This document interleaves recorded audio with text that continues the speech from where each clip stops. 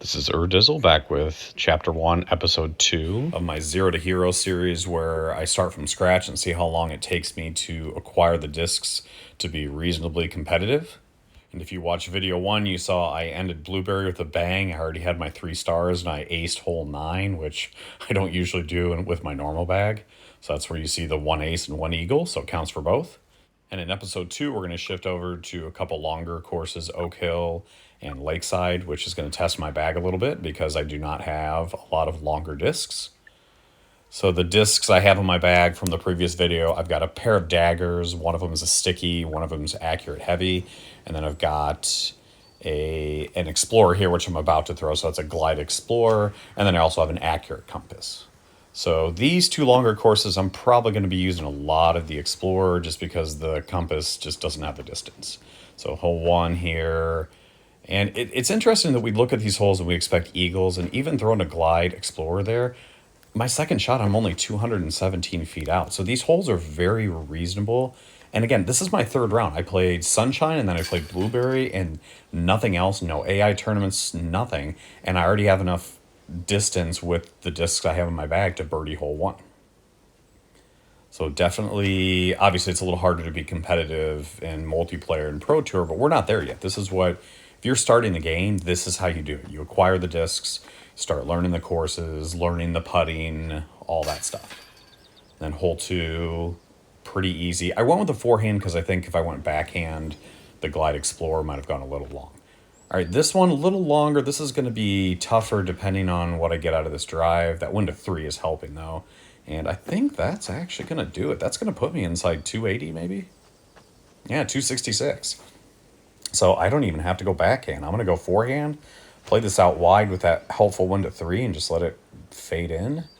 That's even going a little too far. No, not too bad. So this is when I got to get used to putting a little bit. So in my bag, the order I have it, I think I have the sticky dagger first and then the accurate heavy dagger second. So you're going to see me switch over a lot to the accurate because I really prefer that accurate attribute on my putts. So I was able to get the birdie out of that one. This one should be a pretty easy... Oh, I didn't get any ground play on that one. I was just going to say should be an easy birdie compared to the other 2 because it's only 500 plus, but... I'm going to play this a little out wide. That's got to slow down, though. Slow down. All right, that'll work. And I really... So 43 feet with putters that I don't know, I don't really want to be out this far. And see, even that one, you could tell with the wind and the way the dagger fades, that almost leaked out to the left. I was able to hit it. This one I'm a little worried about because it's kind of a risk-reward. I obviously don't have enough distance to get over the trees. Or maybe I do, but I'm not even going to try it. But you want to play it out wide right, but you don't want to go too far out because then you're going to leave yourself... Oh, that was a nice drive. So 355, but with the wind at 2, I'm pretty sure I can get within putt range. And boy, look at the distance on that. I mean, that's going to put me around 30. Man, that's really nice. So now I'm going to adjust a little bit. I'm going to use my accurate sticky, or excuse me, my accurate heavy to kind of counter that wind a little bit. But again, any putts outside 30, 35, you're going to notice me aiming a little to the right, just to kind of compensate for that fade. Hole 6, we're going to see if we can get in throwing range, but I don't have... Again, I'm used to throwing a fuse on these shots, so I'm really not sure where to aim here. So we're going to aim... This probably won't even get there. Well, that's a pretty decent run. A little low, but... I'm not expecting to get too many long throw-ins with these discs until I'm able to acquire some form of fuse. Get me used to... comfort zone that I'm used to being in. All right, this one, I don't want to be left up top, so I'm going to aim up here, but I'm really going to put some turn on it, hopefully get my disc up to the top of the hill, and that should be perfect. That should even put me in putter range. Like, I don't even think I'm going to have to throw the compass. So longest drive of 464, obviously it's downhill, but I'm pretty sure I can just throw the heavy compass, or excuse me, the heavy dagger. Boy, that was quite a bit shorter than I was wanting. I'm really not used to throwing the... So see, I aimed a little up and a little to the right to kind of counter all that stuff. And see, I'm glad I did because that very easily could have kicked out to the left. But I'm definitely not used to throwing heavy plastic, so I'm really not sure what it does. I mean, I know what it does, but I don't... To what extent does it do what it does? All right, hole 8. We're just gonna, again, I think this is a pretty reasonable par 4 to birdie. I know most people at the advanced stages are trying to eagle this one, but this is a pretty easy birdie to get. Yeah, it's gonna be tap in. I like it, I like it. So we're home free. I'm ending all birdies. I've got hole 9 coming up here. I think we're gonna finish with all birdies. Just throw the Explorer. Hopefully it, I don't know if it's gonna skip down the hill. That's the only problem we're gonna run into. Yeah, you're gonna get a little skip. And no, whoa, where are you going, dude? Now, see, I don't like this because I'm probably gonna have to throw in. Yeah, it's 90. This is not good because I don't have my normal discs. Yeah, see, I missed that. Of all the holes, if you would have tell me I would have birdied every hole in this course but one, and I gotta worry about that bush. Oh my goodness. That almost missed. So I got my 26, which should give me my, I hope it gives me my 3 stars. Whew. So I very easily could have missed that last putt. All right, so we got a compass, explorer, and a fuse. Woohoo! Compass is accurate, glide. That's nice. So let's go ahead, hop in the bag, and change some stuff out. All right, so what do we want to keep? I definitely want the accurate glide in there. So we're probably going to take out one of the daggers. Let's think. Because I want to keep, I probably don't need the Explorer because I've got the Glide. So we're going to do that.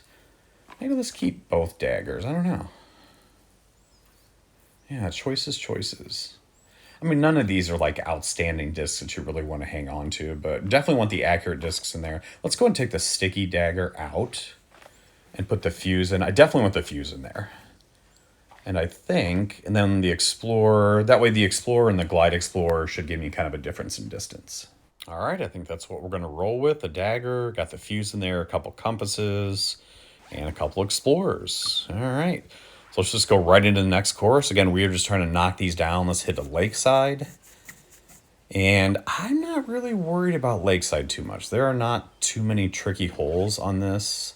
I know the water can be a little daunting for some new players, but once you figure out, like here, a forehand Explorer, Glide Explorer at least, will clear that water. I think this is going to be, I don't want to jinx myself, but this should be a pretty easy 3-star. And one of the things I'm not doing as well, I probably should, is look ahead of time to figure out what I need to get the 3 stars so I don't do anything stupid. All right, this one I'm going to turn it over a little bit. And that was too much. I think I've done this in the past where I threw only River, Explorer, Fuse. I'm pretty sure you can eagle this one, but you'd leave yourself about 100, 120 out. And I got to remember the Fuse I have is not an accurate windbreak. So it's not going to be as consistent as what I'm used to. And birdie, which is to be expected on that hole, unless you do anything stupid. It's one of the shorter holes.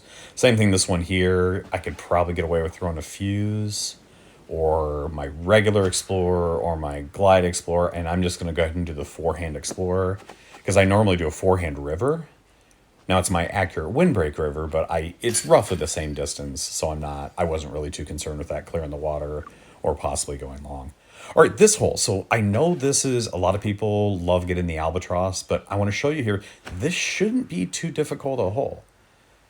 There we go, get it a little close to the water. So that is just a Glide Explorer, and I should be 300-ish, 313, but I'm pretty sure that's going to be enough distance to clear the water. And it most definitely is. So right there, 2 Explorer shots, and you've got yourself an easy eagle. Now, again, I know a lot of people are like, no, I want to get the Albatross. I want to use the Light Glide Ballista, the Ballista Pro. But I mean, if you're really playing for eagle, it's fairway, and you are done. And then this one, I only need to birdie this one. But if I get it far enough up there, I might be able to give it a run. Let's see, what are we at, 240-ish? Could probably throw an Explorer, but I think we're just going to play it safe. Throw the fuse, get the birdie. Again, I'm not trying to do any record runs, so the fuse is just the safe play. Get the birdie, get out. In fact, I think with that eagle I got on hole 4, I'm in pretty good shape here. All right, so this is one I worry about a little bit with the compass, but it's accurate. So I think if I put a little hyzer on it, yeah, that's perfect. And so the one I've got in my dip bag normally in my main account is I've got an accurate windbreak. So I wouldn't even really have to put that one on hyzer with the windbreak because that wind of two that's kind of blown out to the water probably wouldn't push it, but that's super easy stuff. And then here, a lot of people ace run the Explorer. I'm just going to throw the fuse. Throw the fuse, let it fade over. Perfect. I mean, that's what I was saying ahead of time. This is such an easy course to do well on.